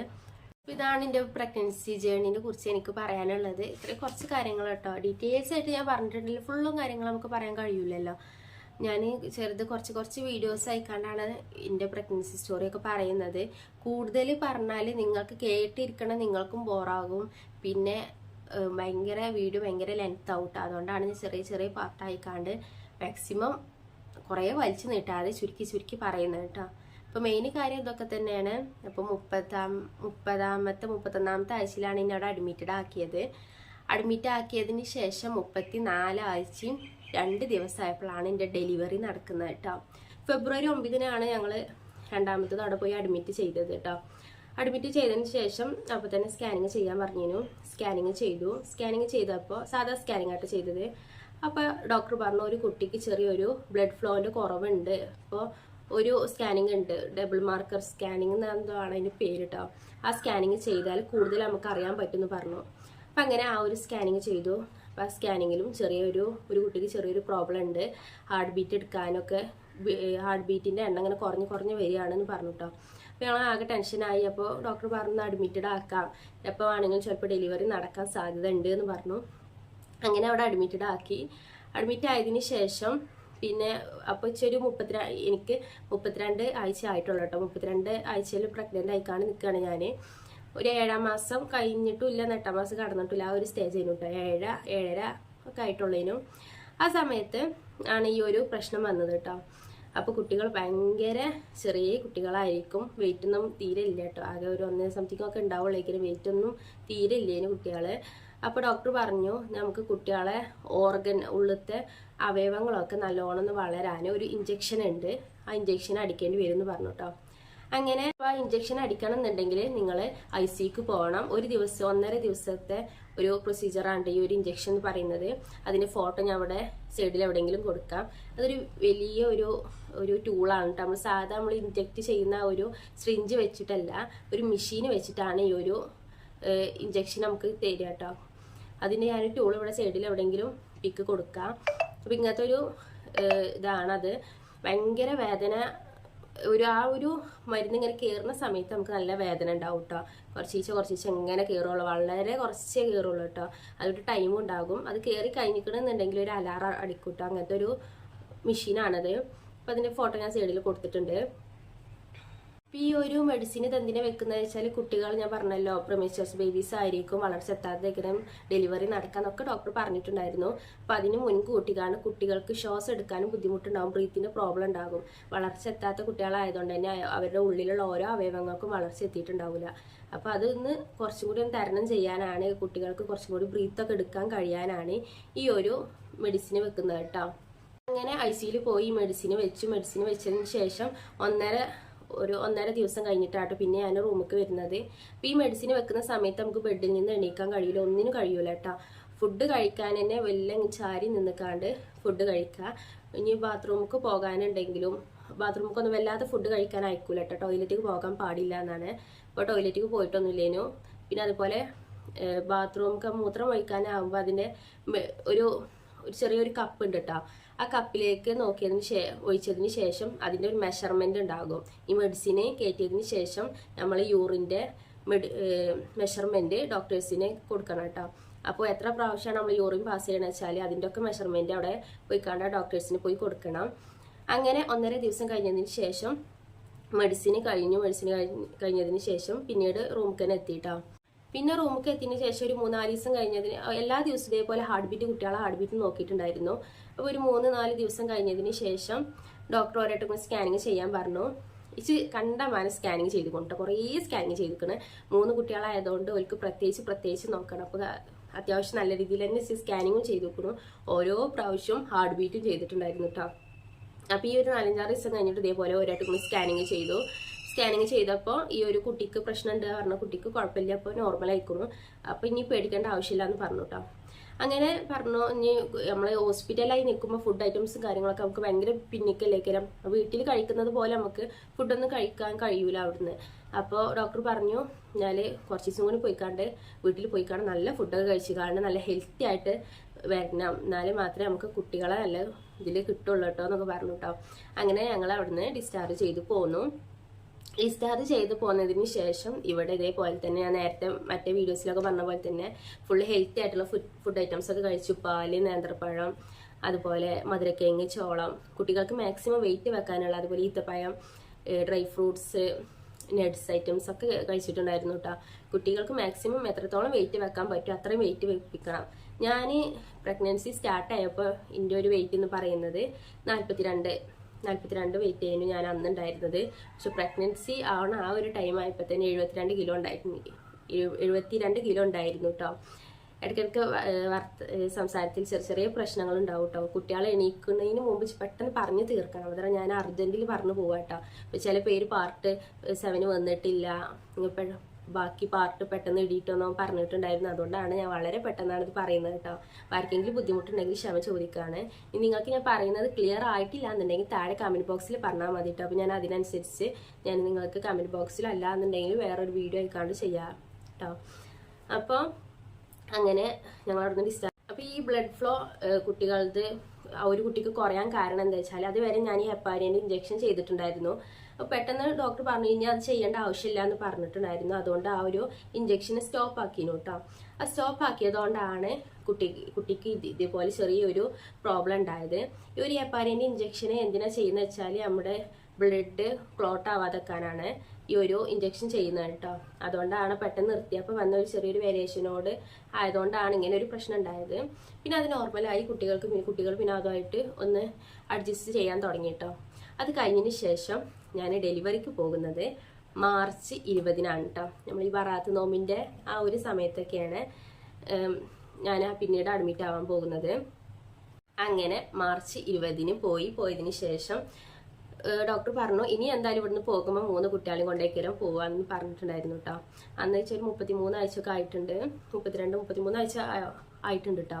അപ്പോൾ ഡോക്ടർ മാക്സിമം നമുക്ക് പോകുന്ന വരെ പോകണം, കൂടുതലും നടക്കാൻ പാടില്ല എന്ന് പറഞ്ഞിട്ടുണ്ടായിരുന്നു. പിന്നെ ഇൻഷുറൻസ് ഒക്കെ ശരിയാക്കണമല്ലോ, നമ്മൾ മെഡിക്കൽ കോളേജിലായതുകൊണ്ട് NICയിൽ മസ്റ്റായിട്ടും കുട്ടികൾ ഇടേണ്ടി വരും. അപ്പോൾ ഇൻഷുറൻസ് ഒക്കെ ശരിയാക്കാനൊക്കെ വല്ലാതെ അങ്ങോട്ട് ഇറങ്ങി പോകുന്നതാണ്. മാക്സിമം ലിഫ്റ്റിൽ പോകുക, അല്ലാതെ നടക്കൽ വളരെ കുറവായിക്കാണ് നടന്നാൽ മതി എന്ന് പറഞ്ഞിട്ടുണ്ടായിരുന്നു കേട്ടോ. കാരണം വെച്ചാൽ കുട്ടികളെ ബാലൻസ് ചെയ്യാൻ ഇതിന് സെർവിക്സിന് സ്റ്റിച്ച് ഇട്ടിട്ടുണ്ടായിരുന്നു പറഞ്ഞിട്ടുണ്ടായിരുന്നു. അപ്പോൾ അതും കൂടി ആയതുകൊണ്ട് ഡോക്ടർ പറഞ്ഞു മാക്സിമം നടത്തം കുറക്കണം, അല്ലാന്നുണ്ടെങ്കിൽ സ്റ്റിച്ച് പൊട്ടും, സ്റ്റിച്ച് പോയാൽ വാട്ടർ ബ്രേക്ക് ആകും, അങ്ങനെ കുറച്ച് പ്രശ്നങ്ങളൊക്കെ ഉണ്ട്. അപ്പോൾ മാക്സിമം ഒന്ന് നടക്കുന്ന കാര്യങ്ങളൊക്കെ കുറക്കാമെന്ന് പറഞ്ഞു കേട്ടോ. അങ്ങനെ പിന്നെ ഞാൻ ആ ഒരു 10-15 ദിവസം അഡ്മിറ്റായ അന്ന് മുതൽ ഭയങ്കര കെയറിങ് ചെയ്തിക്കാണ്ടേനു. കടക്കാനൊക്കെ ബുദ്ധിമുട്ടേനു. പിന്നെ എപ്പോഴും യൂറിൻ പാസ് ചെയ്യാണ്ടാവും കേട്ടോ. കാരണം വെച്ചാൽ നമ്മുടെ ഈ മൂത്രസഞ്ചിമേൽ ഇങ്ങനെ നമ്മളെ ഗർഭാശയം തട്ടി നിൽക്കുകയാണ്. അപ്പോൾ എപ്പോഴും നമുക്ക് മൂത്രയിക്കാണ്ടാകും. ഇച്ചാണെങ്കിൽ ഒരു രാത്രി കടന്നാൽ പിന്നെ ഉറക്കനെ ഉണ്ടാവില്ല എന്ന് വെച്ചാൽ എപ്പോഴും ഇങ്ങനെ മൂത്രയിക്കാൻ അങ്ങനെ തോന്നിക്കൊണ്ട് കേട്ടോ. അപ്പം അങ്ങനെ അതിനൊക്കെ നമുക്ക് ടോയ്ലറ്റിലേക്ക് പോകണമല്ലോ. അപ്പോൾ വളരെ പെട്ടെന്നൊന്നും എണീക്കാൻ പറ്റൂല. വെല്ലം എണീച്ചതിന് ശേഷം പതുക്കെ നടന്നിക്കാണ്ടാട്ടോ പോവുക. ഭയങ്കര ബുദ്ധിമുട്ടായിരുന്നു ആ ഒരു ടൈമിലായപ്പോൾ തന്നെ. ഡെലിവറി ആകുന്ന സമയത്ത് വയറ് നല്ലോണം ഉണ്ടായിരുന്നു, നല്ല ബുദ്ധിമുട്ടായിരുന്നു കേട്ടോ. പിന്നെ അതുപോലെ കുറച്ച് നടക്കുമ്പോൾ തന്നെ ശ്വാസം തിങ്ങലുണ്ടായിരുന്നു, അങ്ങനെ കുറച്ച് പ്രശ്നങ്ങളൊക്കെ ഉണ്ടായിരുന്നു. അങ്ങനെ മാർച്ച് 30-നാണ് എൻ്റെ ഡെലിവറി നടക്കുന്നത്. സിസേറിയൻ ആയിരുന്നു. ഡോക്ടർ പറഞ്ഞു. പിന്നെ ഡോക്ടർ വന്ന് പറഞ്ഞിട്ടുണ്ടായിരുന്നു എല്ലാ ദിവസവും വരുമല്ലോ, എല്ലാ ദിവസവും വന്നിക്കാണ്ട് ഹാർട്ട് ബീറ്റും പ്രഷറും എല്ലാ കാര്യങ്ങളും നോക്കൂട്ടോ. ആശുമോള് നീച്ചിട്ടുണ്ട് കേട്ടോ. അവള് വളരെ പെട്ടെന്ന് തന്നെ നീച്ചും. ഒന്ന് ഉറങ്ങിക്കാണ്ട് കുറച്ചേരം ഉറങ്ങുള്ളൂ കേട്ടോ. അപ്പൊ തന്നെ അവള് നീക്കും. എന്നിട്ട് അങ്ങനെ തിങ്കളാഴ്ച OP വന്നു. തിങ്കളാഴ്ച OP വെച്ചാൽ അവിടെ ദിവസം രാവിലെ വരുമെന്ന് പറഞ്ഞല്ലോ. അതേപോലെ ഡോക്ടർ വന്നു. ഡോക്ടർ വന്നിക്കാണ്ട് ചെക്ക് ചെയ്തതിന് ശേഷം പറഞ്ഞു എനിക്ക് അടുത്ത വ്യാഴാഴ്ച എന്തായാലും സിസേറിയൻ ചെയ്യൂട്ടോ എന്ന് പറഞ്ഞു. അന്ന് മുതൽ ഭയങ്കര ടെൻഷനുണ്ട്. ഞാൻ കാത്തിരിക്കേണ്ട 3 മക്കൾക്ക് വേണ്ടി കാത്തിരിക്കുന്ന ദിവസങ്ങളായിരുന്നു പിന്നീടുള്ളത്. ഈ ഓപ്പറേഷത്തിന് മുമ്പ് കുറച്ച് പ്രിപ്പറേഷനും കാര്യങ്ങളൊക്കെ ഉണ്ട്. മെഡിസിന് അതിനായിട്ടുള്ള വേറെ മെഡിസിനും കാര്യങ്ങളും, അതുപോലെ വേറെ എന്തെങ്കിലും നമുക്ക് ഇഷ്യൂ ഉണ്ടെങ്കിൽ അതൊക്കെ പറയണം. ചുമക്കാൻ പാടില്ല. നമ്മൾ ഇഞ്ചക്ഷൻ ഇതായതുകൊണ്ട്, സിസേറിയൻ ആയതുകൊണ്ട് ചുമച്ചാൽ നമ്മളെ തുന്നി പൊട്ടാൻ സാധ്യത ഉണ്ട്. അപ്പം അതുകൊണ്ട് ഇഞ്ചക്ഷൻ ഒരു പനിയോ കാര്യങ്ങളോ അതുപോലെ ചുമ അങ്ങനെ ഒന്നും ഉണ്ടാകാൻ പാടില്ല കേട്ടോ ഒരു സമയത്ത്. പിന്നെ കുറച്ച് പേപ്പറിലൊക്കെ ഒപ്പിടാണ്ടായിരുന്നു. അതെന്താ വെച്ചാൽ ഞാൻ നേരത്തെ ആദ്യത്തെ വീഡിയോയിലൊക്കെ പറഞ്ഞ പോലെ കുറച്ച് റിസ്ക് ഉണ്ടല്ലോ, ഹൈ റിസ്ക് പ്രഗ്നൻസി ആയതുകൊണ്ട് കുറച്ച് റിസ്ക് ഉണ്ടെന്ന് പറഞ്ഞിട്ടുണ്ടായിരുന്നു. അപ്പം അതിൽ പറഞ്ഞ വേറൊരു കാര്യം എന്ന് പറയുന്നത് കുട്ടികൾ ഉണ്ടാകുന്ന ആ സമയത്ത് നമുക്ക് ബ്ലീഡിങ്, അതായത് ഗർഭപാത്രത്തിൽ നിന്ന് ഓവർ ബ്ലീഡിങ് ഉണ്ടാവാൻ സാധ്യത ഉണ്ട്. അത് നിന്നിട്ടില്ല എന്നുണ്ടെങ്കിൽ നമുക്ക് അതൊന്ന് റിമൂവ് ചെയ്ത് കളയേണ്ടി വരും കേട്ടോ. ഗർഭപാത്രം റിമൂവ് ചെയ്ത് കളയേണ്ടി വരും പറഞ്ഞിട്ടുണ്ടായിരുന്നു. പിന്നെ അതുപോലെ തന്നെ പിന്നത്തെ റിസ്ക് എന്ന് പറയുന്നത് ഇതിൻ്റെ കാര്യമാണ്. നമുക്ക് ഇന്നെ തിരിച്ച് കിട്ടുമെന്നൊരു ഉറപ്പില്ല. ആ ഒരു സിറ്റുവേഷനൊക്കെ ആയിരുന്നു കേട്ടോ. അപ്പം അതുകൊണ്ടൊക്കെ ഈ കാക്കുനെ കൊണ്ടും ഉമ്മാനെ കൊണ്ടൊക്കെ ഒപ്പിടിപ്പിച്ചിനു. ഞാൻ ഓൽക്ക് ഉത്തരവാദിത്വം ഇല്ല എന്നുള്ള നിലയിൽ അവിടെ നിന്ന് ഒപ്പിച്ചു. അവിടെ എല്ലാ ആൾക്കാരും ഒപ്പിടിപ്പിച്ചു കേട്ടോ. എന്നെ മാത്രമല്ല എല്ലാ പ്രശ്നങ്ങളും കാര്യങ്ങളൊക്കെ പറഞ്ഞതിന് ശേഷം എല്ലാവരും ഹസ്ബൻഡിനെ കൊണ്ടും അതുപോലെ വേറെ ആരാ വീട്ടിൽ നിന്ന് വന്നിട്ടുണ്ട് എന്നുണ്ടെങ്കിൽ ഓല കൊണ്ടൊക്കെ ഒപ്പിടിപ്പിക്കും. അങ്ങനെ എന്നെ ഒപ്പിടിപ്പിച്ചിനു. പിന്നെ വെള്ളത്തുണി വെള്ളക്കുപ്പായൊക്കെ ഇട്ടുകാണ്ട് ഒക്കെ റെഡി ആയിക്കാണ്ട് മുടിയൊക്കെ പിൻ ചെയ്തിക്കാണ്ട് മുടി അങ്ങനെയൊക്കെ കെട്ടിക്കാണ്ട് നിൽക്കാൻ പറഞ്ഞിട്ടുണ്ടായിരുന്നു കേട്ടോ. പിന്നെ രാത്രി ഒരു 10 മണിക്ക് ശേഷം ഒരു ഫുഡും, ഒരു 9 മണിക്ക് ശേഷം പിന്നെ ഒരു ഫുഡ് കഴിക്കാൻ പാടില്ല എന്ന് പറഞ്ഞിട്ടുണ്ടായിരുന്നു. രാവിലെ ഒരു 7 മണിയാകുമ്പോൾ തന്നെ നമ്മൾ കുളിച്ച് മാറ്റി ഒരുങ്ങി മുടിയൊക്കെ കെട്ടി വെള്ള ഡ്രസ്സൊക്കെ ഇട്ടുകാണ്ട് റെഡി ആയിട്ട് നിൽക്കണം കേട്ടോ. പിന്നെ അതേപോലെ ഒരു 4 മണി പലിച്ചക്ക് 4 മണിക്ക് വയറ് കഴുകാനും മരുന്ന് വെക്കും. അപ്പോൾ അതിന് മുമ്പായിട്ട് എല്ലാ കാര്യങ്ങളും ചെയ്ത് റെഡിയായി നിൽക്കണം എന്ന് പറഞ്ഞിട്ടുണ്ടായിരുന്നു. അങ്ങനെ വയറൊക്കെ കഴുകി പെട്ടെന്ന് തന്നെ നിച്ചി വയറ് കഴുകാന്ന് പറയുന്നത് എങ്ങനെയാണെന്ന് എന്താണെന്നൊന്നും അറിയില്ലേനു കേട്ടോ. അവിടെ നിന്നാണ് ഞാൻ അറിയുന്നത്. അപ്പോൾ അങ്ങനെ വയറൊക്കെ കഴുകി അപ്പോൾ തന്നെ ഞാൻ പെട്ടെന്ന് തന്നെ ബാത്റൂമിൽ പോകാനുണ്ടായി. അങ്ങനെ ബാത്റൂമിലേക്ക് പോയതിന് ശേഷം ഒരു 8 മണിയായപ്പോൾ തന്നെ എൻ്റെ ഒപ്പം വേറെയും കുറച്ച് ആൾക്കാരുണ്ടായിരുന്നു കേട്ടോ. ഞങ്ങളൊരു 8 ആൾക്കാരാണ് C-സെക്ഷന് കൊണ്ടുപോകുന്നത്. അത് ഈ ഗർഭത്തിന് മാത്രമല്ല, പ്രഗ്നൻ്റ് ആയിക്കാണ്ട് നിൽക്കുന്നവർ മാത്രമല്ല, ചെറിയ മുഴകളൊക്കെ ഉള്ളവരുണ്ടാവില്ലേ, അതുപോലെ നിർത്തുന്ന ആൾക്കാർക്ക് അങ്ങനെ കുറച്ച് ആൾക്കാരൊക്കെ ഉണ്ടായിരുന്നു. അങ്ങനെ ഒരു 8 ആൾക്കാരേന് ഞങ്ങൾ ഉണ്ടായിരുന്നു കേട്ടോ. അങ്ങനെ ഞങ്ങൾ ഓപ്പറേഷൻ തിയേറ്ററിലേക്ക് പോയി. അവിടെ എത്തിയതിന് ശേഷം ഇതുപോലെ എല്ലാ ആൾക്കാരും ബാക്കിലേക്ക് വരിവരിയായിട്ട് ഇങ്ങനെ പോവുകയാണ് കേട്ടോ. ഞങ്ങളൊപ്പം എല്ലാവരും ഞങ്ങൾ കൂടെ തന്നെ ഉണ്ടാകും. കുറച്ച് സാധനങ്ങളും കാര്യങ്ങളൊക്കെ ഉണ്ട്. നമ്മളെ ഡെലിവറിക്ക് എന്തൊക്കെ ആവശ്യമുള്ള വെച്ചാൽ ആ ടൂൾസ് മൊത്തം നമ്മൾ വാങ്ങിക്കൊടുക്കണം, ഡ്രസ്സും കാര്യങ്ങളൊക്കെ കേട്ടോ. അപ്പം അങ്ങനെ അതും കുടിച്ചിട്ടാണ് നമ്മളെ കൂടെ ആരാ ഉള്ളത് വെച്ചാൽ അവരെല്ലാവരും കൂടി ഇങ്ങനെ പോരും. അങ്ങനെ ഇനി ഡെലിവറിക്ക് കൊണ്ടുപോവുകയാണ്. ആ ഡെലിവറി ആയ സമയത്താണ് ഇപ്പാക്ക് ഇവിടെ തീരെ വയ്യ. അപ്പോൾ ഇമ്മ വന്നിട്ടില്ലേനു കേട്ടോ. കാക്കുവിൻ്റെ അമ്മ വന്നിട്ടില്ലേനു. കാക്കുവിൻ്റെ വലിയ പെങ്ങളും അതുപോലെ അമ്മായിയും ആണ് വന്നിട്ടുണ്ടായിരുന്നത്. ഡെലിവറി ആണെന്ന് പറഞ്ഞപ്പോൾ ഓല് വേഗം വന്നു കേട്ടോ. അന്ന് വെച്ചാൽ എൻ്റെ വലിയ നാത്തൂന് 6 മാസം വയറ്റിലുണ്ട്. ആ ഒരു സമയത്താണ് താത്ത അവിടെ നിന്നായിട്ട് വന്നത് കേട്ടോ. എന്നിട്ട് അങ്ങനെ വന്നതിന് ശേഷം പോലെ എല്ലാവരും പുറത്ത് നിൽക്കുകയാണ്. ഞങ്ങളെ എല്ലാവരും കൂടി ആ ഒരു തിയേറ്ററിൻ്റെ ഉള്ളിലേക്ക് കയറ്റി. തിയേറ്റർ പറഞ്ഞാൽ ആ റൂമിൻ്റെ ഉള്ളിലേക്കാണ് കയറ്റിയത്. പിന്നെ ഓരോരുത്തരെ പോയിക്കാണ്ട് തിയേറ്ററിൻ്റെ ഉള്ളിൽ കയറ്റിയതിന് ശേഷം ഓപ്പറേഷൻ ചെയ്യലാട്ടോ. അങ്ങനെ ഞങ്ങളെല്ലാവരും കൂടി തിയേറ്ററിലേക്ക് കയറി നിൽക്കുന്ന സമയത്ത് എനിക്ക് ഭയങ്കര ടെൻഷൻ. എന്താണ് അവസ്ഥ എന്നറിയില്ലല്ലോ. അപ്പോൾ കൂടുതൽ ഡോക്ടറും അവിടുത്തെ സിസ്റ്റർ, ഞങ്ങൾ ഈ കൊണ്ടുപോകുന്ന സിസ്റ്റർ പറയുന്നുണ്ട്, ആരും ടെൻഷൻ അടിക്കരുത്, ടെൻഷൻ അടിച്ച് നിങ്ങൾക്ക് തന്നെയാണ് അത് ബാധിക്കുക, അതുകൊണ്ട് ആരും ടെൻഷൻ അടിക്കാതെ പറയാനോടൊക്കെ പറഞ്ഞതിന് ശേഷം നല്ല സമാധാനത്തോട് കൂടി നിൽക്കിയിട്ടോന്ന് പറഞ്ഞു. അത് നല്ലൊരു കൂളായിട്ടുള്ളൊരു സിസ്റ്റർ കേട്ടോ. ഞങ്ങൾ നല്ലൊരു മോട്ടിവേഷൻ ചെയ്തിട്ടാണ് ഓരോരുത്തരെയും അതിനുള്ളിലേക്ക് കയറ്റിയത് കേട്ടോ. അങ്ങനെ ഞങ്ങൾ 8 ആൾക്കാരുണ്ടായിരുന്നു പറഞ്ഞാൽ ആദ്യത്തെ ഒരാൾക്ക് എന്തോ ഒരു പ്രശ്നമായതുകൊണ്ട് ഇന്ന് സിസേറിയൻ നടക്കൂല, ബാക്കി 7 ആൾക്കാർ അവിടെ ഇരുന്നോളിട്ടോന്ന് പറഞ്ഞു. അങ്ങനെ എല്ലാവരും കൂടിയും ഒരു റൂമിൽ ആക്കിയതിന് ശേഷം ഓരോരുത്തരെ ഫയൽ എടുത്തുകാണ്ട് ഇങ്ങനെ കൊണ്ടുപോകാൻ കേട്ടോ. അപ്പോൾ ഈ ഓരോ ഫയൽ എടുക്കുമ്പോഴും ഓരോരുത്തരുടെ പേരൊക്കെ വിളിക്കുന്നുണ്ട്. അങ്ങനെ ആയപ്പോൾ എൻ്റെ പേര് വിളിച്ചത് ലാസ്റ്റായിട്ട് വിളിച്ചത്. അപ്പോൾ ഞാൻ വിചാരിച്ചു ലാസ്റ്റ് ആയിരിക്കും എൻ്റെ ഒരു ഓപ്പറേഷൻ ചെയ്യുന്നത്, എല്ലാവരും കഴിഞ്ഞതിന് ശേഷം. ഇതിൻ്റെ കുറച്ച് റിസ്ക് ആണല്ലോ, അപ്പോൾ കുട്ടികളൊക്കെ എടുക്കാൻ ബുദ്ധിമുട്ട്, ഞാൻ അങ്ങനെയൊക്കെ വിചാരിച്ചു കേട്ടോ. കുട്ടികളൊക്കെ എടുക്കാൻ ബുദ്ധിമുട്ടാണല്ലോ, അതുകൊണ്ട് എൻ്റെ CS ചെയ്യുന്നത് ലാസ്റ്റ് ആയിരിക്കും എന്ന് വിചാരിച്ചു. അങ്ങനെ അവിടെ 4 ബെഡാണ് ഉണ്ടായിരുന്നത്. അപ്പോൾ ഓരോരുത്തർ വിളിക്കുന്നതിനനുസരിച്ച് ആ ബെഡുമ്പോൾ പോയി ഇങ്ങനെ ഇരിക്കണം കേട്ടോ. അപ്പോൾ ഒരു ബെഡുമ്പോൾ 2 ആഴ്ചയാണ് ഇരിക്കുക കേട്ടോ. അപ്പോൾ ഞാൻ ലാസ്റ്റത്തെ ആളായിരുന്നു, ഞാൻ 7ാമത്തെ ആളേനു. അതുകൊണ്ട് വെച്ചാൽ 4ാമത്തെ ബെഡ് മുഴുവനായിട്ട് ഞാൻ കടന്നൊക്കെ എനിക്ക് കൂടുതൽ ഇരിക്കാൻ പറ്റൂലേനു, ഭയങ്കര പ്രോബ്ലം ഉണ്ടായിരുന്നു. ഇതിൻ്റെ കളിയൊക്കെടി പക്ഷെ ഭയങ്കര പ്രോബ്ലം ഉണ്ടായിരുന്നു. അതുകൊണ്ട് ഞാൻ ലാസ്റ്റത്തെ ബെഞ്ചുമേൽ ഞാൻ കടന്നൊക്കെയായിരുന്നു കേട്ടോ. ഞാൻ കടന്നു കഴിഞ്ഞപ്പോൾ തന്നെ ഡോക്ടർ വന്നിക്കാണ്ട് സിസ്റ്റർ വന്നിക്കാണ്ട് വിളിച്ചു. ജംഷിദ ആരാണോ ചോദിച്ചു. ഞാനാണ് പറഞ്ഞു. അപ്പോൾ ഞാൻ വേറെ എന്തെങ്കിലും ആണെന്ന് വിചാരിച്ചിക്കാണ്ട് ഞാൻ നീച്ചിക്കാണ്ട് പോയി, ആ സിസ്റ്ററിൻ്റെ ഒപ്പം പോയിട്ടാ. അപ്പോൾ പിന്നെ അവിടെ പുറത്ത് വേറൊരു വീൽചെയർ നമ്മളെ കിടക്കുന്ന സ്ട്രക്ചർ ഉണ്ടല്ലോ അതുണ്ടായിരുന്നു. പിന്നോട് പറഞ്ഞു അതിൽ കയറി കിടക്കാൻ പറഞ്ഞു. അപ്പോഴും ഞാൻ വിചാരിക്കുന്നത് എന്താ, വേറെ എന്തെങ്കിലും ടെസ്റ്റിനായിരിക്കും, അല്ലാന്നുണ്ടെങ്കിൽ എന്തെങ്കിലും മെഡിസിന് വെക്കാനേക്കാരെന്ന് ഞാൻ വിചാരിക്കുന്നത്. അപ്പോൾ അങ്ങനെ കടന്നതിന് ശേഷം പിന്നെ ഇങ്ങനെ കൊണ്ടുപോവാണ് ഓല് സിസ്റ്റർമാർ, ഇങ്ങനെ വണ്ടി ആ ഒരു ഇതിങ്ങനെ കൊണ്ടുപോയിക്കാണ് നേരെ ഓപ്പറേഷൻ തിയേറ്ററിലേക്ക് കയറ്റി. അപ്പോൾ ഞാൻ ആ സിസ്റ്ററിനോട് ചോദിച്ചു ഓപ്പറേഷൻ ചെയ്യാനായോ എന്ന് ചോദിച്ചു. അപ്പോൾ ആ സിസ്റ്റർ പറഞ്ഞു അന്നെയാണ് ആദ്യം ചെയ്യുന്നത്, നിന്നെ ചെയ്തിട്ട് ബാക്കിയുള്ളവർ ചെയ്യുന്നുള്ളൂ എന്ന് പറഞ്ഞു കേട്ടോ. അപ്പോൾ ചാകെ ബേജാറായി. ഞാൻ അതുവരെ ഇന്നെ ലാസ്റ്റ് ആക്കണമല്ലോ ചെയ്യുക, അപ്പോൾ അതുവരെ ഇച്ച് സമാധാനം ഇരിക്കാലോ എന്ന് വിചാരിച്ച് നിൽക്കാൻ ഞാൻ. പക്ഷെ അവിടെ ഫസ്റ്റ് ചെയ്തത് ഇന്നേനു കേട്ടോ. എന്നിട്ട് അങ്ങനെ ഓപ്പറേഷൻ തിയേറ്ററിലേക്ക് കയറിയതിന് ശേഷം മുഴുവനും മാസ്ക് ഇട്ട് ഓരോ ഡോക്ടർമാരോട്ട് കുറേ ഡോക്ടർമാരുണ്ടായിരുന്നു. ഡോക്ടർമാരൊന്നുമില്ലേനു, ഇന്നെ നോക്കിയത് മുഴുവൻ പെൺ ഡോക്ടർമാരേനു കേട്ടോ. അപ്പം അങ്ങനെ ഡോക്ടർമാരൊക്കെ മാസ്ക് ഇട്ടിക്കാണ് അപ്പുറത്തുപ്പുറത്തൊക്കെ നിൽക്കുകയാണ്. എല്ലാ കാര്യങ്ങളൊക്കെ ലൈറ്റും കാര്യങ്ങളും ടൂൾസും സാധനങ്ങളൊക്കെ എടുത്ത് ഇങ്ങനെ വെക്കുകയാണ് കേട്ടോ. എന്നിട്ട് എന്നെ കടത്തിയതിന് ശേഷം ഇങ്ങനെ ഓപ്പറേഷൻ ചെയ്യാൻ പോവുകയാണ് കേട്ടോ എന്ന് പറഞ്ഞു. അപ്പം ഞാൻ ആയിക്കോട്ടെ, ആദ്യത്തെ കിളി പോയിക്കാണ്ട് നിൽക്കണം കേട്ടോ. അപ്പം ആയിക്കോട്ടെ അറിഞ്ഞിക്കാണ്ട് ഞാനവിടെ കടന്നു. പിന്നെ നമുക്ക് അനസ്തേഷ്യ ചെയ്യണമല്ലോ, മയക്കാനും മാത്രമേ നമുക്ക് ഡെലിവറി CS ചെയ്യാൻ പറ്റുള്ളൂ. അപ്പം അങ്ങനെ മയക്കാനുള്ള മരുന്ന് തരാം കേട്ടോ. അതിന് മുമ്പ് യൂറിന് പൈപ്പൊക്കെ ഇടണം കേട്ടോ. അടങ്ങി പാത്തിക്ക മോളെ. അപ്പോൾ യൂറിന് നമ്മൾ പൈപ്പൊക്കെ ഇടണം.